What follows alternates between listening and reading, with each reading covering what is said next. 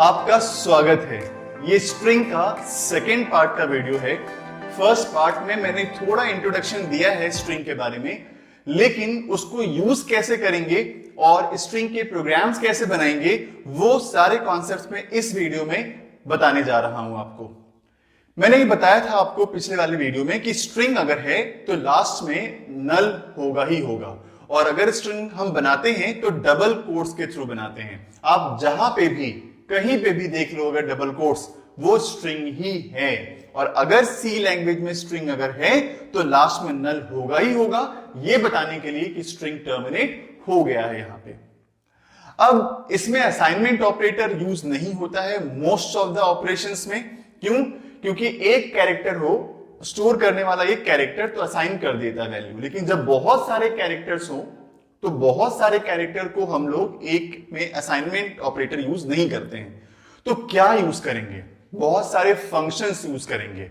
बहुत सारे फंक्शंस बना बना करके रख दिया गया है सी के लाइब्रेरी में। तो आप उनमें से कोई भी फंक्शंस का यूज कर सकते हो और अपना कोई भी काम कर सकते हो। उसमें से कुछ फंक्शंस का यूज मैं आपको अभी शो करने जा रहा हूं और एक प्रोग्राम भी बता दूंगा कि इन सारे फंक्शंस को यूज करते कैसे हैं। तो थोड़े थोड़े फंक्शंस को स्टार्ट करते हैं यूज करना। देखिए, सबसे पहले हमने एक स्ट्रिंग बना लिया है। कितने साइज का? 20 साइज का। तो इससे क्या होगा, st के लिए एक मेमोरी में स्पेस क्रिएट हो जाएगा। उसकी इंडेक्सिंग 0 से स्टार्ट हो जाएगी और 19 इंडेक्स तक उसमें वैल्यू मतलब स्पेस एलोकेट हो जाएगा। इस केस में मैंने साइज नहीं भी दिया है तो कोई बात नहीं, ये काउंट करेगा नंबर ऑफ कैरेक्टर्स और उतने ही उसकी साइज बना देगा। तो नंबर ऑफ कैरेक्टर्स दिख रहा है 4, लेकिन एक्चुअल में 5 है, क्योंकि एक नल लास्ट में होता ही होता है। तो इससे ch के लिए भी मेमोरी में स्पेस क्रिएट हो जाएगा। पहले में z, फिर e, फिर a, फिर l एंड देन नल। उसकी इंडेक्सिंग 0 से ही स्टार्ट होगी और इतने साइज का ही मेमोरी लोकेट करा लेगा इस केस में। अब देखिए, अगर आपको प्रिंट कराना हो तो प्रिंट कराने के लिए लूपिंग लगाना पड़ता है एरे में। 1 2 3 4 कैरेक्टर्स हैं, तो 4 कैरेक्टर को प्रिंट करने के लिए 4 टाइम्स आपको प्रिंट टाइप लिखना पड़ेगा। लेकिन स्ट्रिंग के लिए दिक्कत ना हो इसीलिए एक फॉर्मेट स्पेसिफायर गिवन कर दिया गया है। कौन सा? %s। आप जब भी %s लिखोगे ना, वो अंदर ही अंदर जो लूप लगाना होगा लगाएगा, लेकिन हमें तो पूरा का पूरा वैल्यू प्रिंट करा देगा जब तक कि नल ना आ जाए। तो नल के पहले तक जितने भी कैरेक्टर्स हैं वो सारे के सारे प्रिंट कर देगा सिर्फ एक %s से। अगर यही कॉन्सेप्ट सिर्फ एरे होता ना तो आपको लूपिंग लगाना पड़ता, लेकिन चूंकि ये एरे है लेकिन स्ट्रिंग है तो इसमें हमें एक फॉर्मेट स्पेसिफायर के थ्रू हम प्रिंट करा देते हैं, लूपिंग लगाने की जरूरत नहीं होती है। अब अगर आपको स्ट्रिंग का लेंथ निकालना हो कि कोई भी स्ट्रिंग है आप और कितने कैरेक्टर से मिलकर के बना हुआ है उसका लेंथ निकालना हो, तो एक फंक्शन पहले से बना हुआ है स्ट्रिंग लेंथ, strlen। आप सिर्फ वेरिएबल का नाम बताओ। वेरिएबल का नाम क्या है बताओ? ch। तो ch बोलने से ही उसका लेंथ निकल जाएगा। तो लेंथ क्या है बताइए? 5 नहीं है, इसका 4 आउटपुट आएगा इसका। क्यों? क्योंकि नल को काउंट नहीं करेगा। जितने नंबर ऑफ कैरेक्टर्स एक्चुअल में प्रोग्राम यूजर के लिए होता है उतने ही सारे कैरेक्टर को ये प्रिंट करा देगा। अब अगर कॉपी करना हो इस वाले स्ट्रिंग को, इसमें कॉपी कराना हो, तो कॉपी करने के लिए मैंने कहा ना कि असाइनमेंट ऑपरेटर यूज नहीं कर सकते हैं। ऐसा नहीं लिख सकते हम लोग कि st को हम ch में रख दें। This is not valid statement, है ना। तो यही काम करने के लिए हमारे पास एक क्या है? फंक्शन गिवन है। फंक्शन में पहले क्या लिखते हैं हम लोग? सबसे पहले डेस्टिनेशन जिसमें कॉपी करना है, और बाद में क्या लिखते हैं? सोर्स। तो ch में जितने सारे कैरेक्टर्स होंगे वो कॉपी होकर के कहां चला जाएगा? st में। तो ch में देखिए पहले क्या है? z, वो st में z स्टोर हो जाएगा, फिर e इसमें स्टोर हो जाएगा, फिर a हो जाएगा, फिर l हो जाना है, फिर नल हो जाना है, और उसके बाद तो जो भी उसे कोई फर्क पड़ता नहीं है क्योंकि यहाँ पे स्ट्रिंग एंड हो चुका है। तो इसीलिए कॉपी करने के लिए एक फंक्शन पहले से गिवन है, आप उसका यूज करके कॉपी करा सकते हो। लेकिन बस ये याद रखना कि पहले क्या आएगा? डेस्टिनेशन, बाद में सोर्स आएगा। अगर आपको रिवर्स करना हो, जैसे मान लो फॉर एग्जांपल आपको इसको उल्टा कर देना हो, तो उसके लिए भी एक फंक्शन बना हुआ है स्ट्रिंग रिवर्स। और पता है ये उल्टा करके उसे रिवर्स करके उसी में ही स्टोर करवा देता है। कैसे करेगा समझिएगा ध्यान से इस चीज को। इंटरनल कॉन्सेप्ट क्या है इसका मैं ये बता रहा हूं आपको कि फर्स्ट और लास्ट कैरेक्टर स्वैप हो जाता है। तो जो z है वो कहीं ना कहीं थर्ड वेरिएबल में स्टोर हो रहा होगा और उसके बाद फिर ये यहां स्टोर हो जा रहा है और ये जो L है वो फिर जाकर के यहां स्टोर हो जाएगा। तो ये हो गया आपका स्वैपिंग, फर्स्ट और लास्ट कैरेक्टर। फिर सेकंड और सेकंड लास्ट इन दोनों में स्वैपिंग होगा, तो इससे A यहां आ जाएगा और E यहां आ जाएगा, और चूंकि ये मिड में आ चुका है तो ये ब्रेक कर करके लूप से बाहर आएगा, और उसके बाद वो क्या रिवर्स कर देगा, तो LAEZ ये प्रिंट नहीं करेगा लेकिन रिवर्स करके स्टोर करा देगा इसमें ST में, सॉरी। अब उसके बाद एक और फंक्शन है, कौन सा, स्ट्रिंग कंपेयर। ये कंपेयर करता है कि दो स्ट्रिंग दोनों इक्वल है कि नहीं है।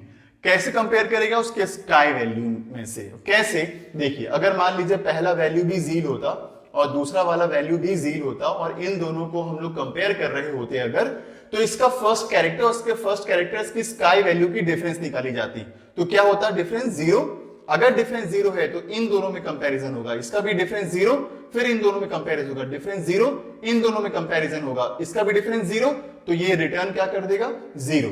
और 0 अगर 0 के इक्वल है दोनों, इसका मतलब क्या है कि स्ट्रिंग दोनों इक्वल है। लेकिन मान लीजिए अगर मान लीजिए मैंने कुछ ऐसा लिख लिया होता, ZEAL एंड ZEEL अगर लिख दिया होता, तो इसका तो 0 आता, कंपेयर होता आगे, इसका भी 0 होता, लेकिन इसका 0 नहीं होता, तो वो यहीं पे ही ब्रेक करके बाहर आ जाता, फिर आगे जो कंटेंट होते उसको कंपेयर नहीं करता।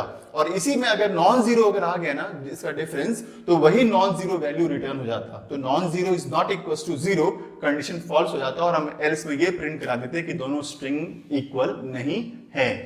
तो ये कुछ फंक्शंस का मैंने आपको यूज करके दिखाया है, और भी कुछ फंक्शंस है, सिर्फ इतने ही फंक्शन नहीं है, बहुत सारे ऐसे फंक्शंस हैं, और फंक्शंस को मैं यूज करके दिखाऊंगा आपको जैसे जैसे कॉन्सेप्ट बढ़ता रहेगा। लेकिन पहले एक प्रोग्राम मैं आपको बता रहा हूं, बहुत इंपॉर्टेंट प्रोग्राम है, कौन सा, स्ट्रिंग पैलिंड्रोम।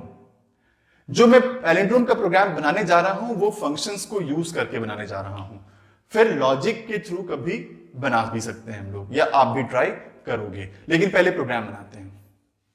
ये प्रोग्राम जो मैं आपको बता रहा हूं ये है स्ट्रिंग पैलिंड्रोम का। स्ट्रिंग पैलिंड्रोम होता क्या है, जैसे कि मैडम, MADAM, आप फर्स्ट और लास्ट वैल्यू सेम है, सेकेंड और सेकेंड लास्ट सेम है, और ये तो सेम होगा ही क्योंकि इसी से कंपेयर कर रहे हैं। तो जिसको हम सीधे की तरफ से देखें और उल्टे की तरफ से देखें, दोनों अगर सेम हो जाए तो उसको हम लोग क्या कहते हैं, पैलिंड्रोम कहते हैं। और अब ये प्रोग्राम जो है, और ये प्रोग्राम फंक्शंस का यूज किया है हमने। देखिए हमने एक फंक्शन यूज किया है string compare, sorry string copy, string reverse, string compare, gets, puts, ऐसे बहुत सारे फंक्शंस हमने यूज किए हैं। और ये सारे जो फंक्शंस हैं ना, ये हैं string.h हेडर फाइल के अंदर। पुट्स और गेट्स नहीं है, पुट्स और गेट्स तो स्टूडियो के अंदर ही है, लेकिन ये सारे फंक्शंस जो हैं, ये तीन फंक्शंस, ये सारे तीन फंक्शंस किसके अंदर हैं, string.h। इसलिए हमने string.h को सबसे पहले इंक्लूड किया है ताकि उन सारे फंक्शंस को हम यूज कर पाए इस प्रोग्राम के अंदर। तो सबसे पहले प्रोग्राम को समझना स्टार्ट करते हैं। जैसे हमने स्टार्ट किया A20, तो इससे क्या होगा, 20 साइज का एक स्ट्रिंग मेमोरी में एलोकेट हो जाएगा। एक B नाम का एक और स्ट्रिंग मेमोरी में एलोकेट हो जाना है। अब हमने यूजर से इनपुट लेना चाहा, तो देखिए आज तक हम लोग जो भी इनपुट ले रहे थे वो printf और scanf लिख करके कर रहे थे। printf से स्क्रीन पे शो करते थे कि क्या इनपुट डालना है और scanf से उसे इनपुट ले लेते थे। लेकिन scanf बहुत अच्छा नहीं माना जाता है स्ट्रिंग के केस में, क्योंकि scanf से एक प्रॉब्लम होती है कि हम एक वर्ड तो ले सकते हैं, जैसे कि मान लीजिए हमने ले लिया है कुमार कौशिक, तो कुमार तो वो एक्सेप्ट कर लेगा लेकिन कौशिक को वो एक्सेप्ट नहीं करेगा। जैसे मैंने जील एजुकेट्स लिया तो एजुकेट्स को वो छोड़ देगा, जील को ले लेगा। तो ये प्रॉब्लम होती है scanf में, और ये प्रॉब्लम हम लोग फेस ना करें, दोनों वर्ड आ जाए, इसीलिए हम लोगों ने कौन सा फंक्शन यूज किया है, गेट्स। क्योंकि गेट्स एक ऐसा फंक्शन है, इनबिल्ड फंक्शन है, जो स्ट्रिंग को इनपुट ले सकता है स्पेस के साथ। 2 वर्ड, 3 वर्ड, 4 वर्ड अगर लेना चाहें तो आप ले सकते हैं, दिक्कत नहीं होगी। इसीलिए हम लोगों ने इस प्रोग्राम में गेट्स का यूज किया है, स्कैनएफ का यूज नहीं किया है। ऐसे वो जो प्रॉब्लम है स्कैनएफ का, वो हम स्कैनएफ को दूर कर सकते हैं, लेकिन वो कॉम्प्लिकेटेड तरीका है। ये इजी तरीका यही है कि मैं इसको गेट्स के थ्रू ही बना डालूं। तो देखिए, सबसे पहले हमने आपको फिर से बता दूं कि 2 स्ट्रिंग हमने पहले मेमोरी में डिक्लेयर कर लिया। इनपुट लेने के लिए हमने पहले प्रिंट करवाया है स्क्रीन पे एंटर एनी स्ट्रिंग, जो पुट्स के थ्रू कराया है। पुट्स पहले न्यू लाइन करता है, उसके बाद स्क्रीन पे प्रिंट करता है एंटर एनी स्ट्रिंग, और उसके बाद जो इनपुट लेगा वो कौन लेगा, गेट्स। तो गेट्स लेगा ए के अंदर स्टोर हो जाएगा। जैसे फॉर एग्जांपल मान लीजिए हमने मैडम ही ले लिया है, तो MADAM नल के साथ ये स्टोर करा देगा ए के अंदर। अब हमने कॉपी किया है, ए से बी में कॉपी कर दिया है, तो ये फंक्शन जब अप्लाई होगा तो MADAM नल सब कॉपी हो जाएंगे इसके अंदर। उसके बाद हमने रिवर्स किया है किसको, बी को। अब बी को रिवर्स किया है तो क्या होगा, ये वाला M इधर और ये वाला M यहां पे आ जाएगा, ये A यहां आएगा और ये वाला A यहां आ जाएगा, और D यहीं के यहीं रहेगा। तो रह क्या जाएगा, ये मैडम ही रह जाएगा, क्योंकि इसको इससे स्वैपिंग कीजिएगा तो भी तो M इधर ही रहेगा, M इधर ही रहेगा, तो ये मैडम ही रह जाएगा। अब हमने कंपेयर कर लिया, क्योंकि एक में हमारे पास ओरिजिनल वैल्यू है, एक में उसका रिवर्स वाला वैल्यू है, और रिवर्स और ओरिजिनल अगर इक्वल हो तो हम उसको क्या कह सकते हैं, पैलिंड्रोमी तो कह सकते हैं। तो इन दोनों को कंपेयर कर रहे हैं, किसको, ए और बी को। तो क्या कैसे कंपेयर करेगा, M - M 0 आया, A - A 0 आएगा, D - D 0, इसका भी 0, इसका भी 0, इसका भी 0, तो ये रिटर्न क्या करेगा, यहाँ पे 0 रिटर्न करेगा। तो 0 और 0 क्या है, इक्वल, और जैसे इक्वल आएगा तो क्या प्रिंट करेगा, स्ट्रिंग इज पैलिंड्रोम। अगर मान लीजिए ये इक्वल नहीं होता दोनों, तो ये कंडीशन फॉल्स हो जाता और क्या प्रिंट करता है, स्ट्रिंग इज नॉट पैलिंड्रोम। तो ये प्रोग्राम मैंने आपको समझाया है फंक्शन का यूज करके, लेकिन बिना फंक्शन को यूज करके भी इस प्रोग्राम को बनाया जा सकता है। और खास करके बहुत सारे एग्जाम्स के क्वेश्चंस में होता है कि आप बिना इस फंक्शन के यूज किए ही आपको यही सेम प्रोग्राम बनाना है। तो ये प्रोग्राम भी कभी होगा तो मैं बताऊंगा आपको। इस वीडियो में इतना ही रखते हैं। Thank you so much.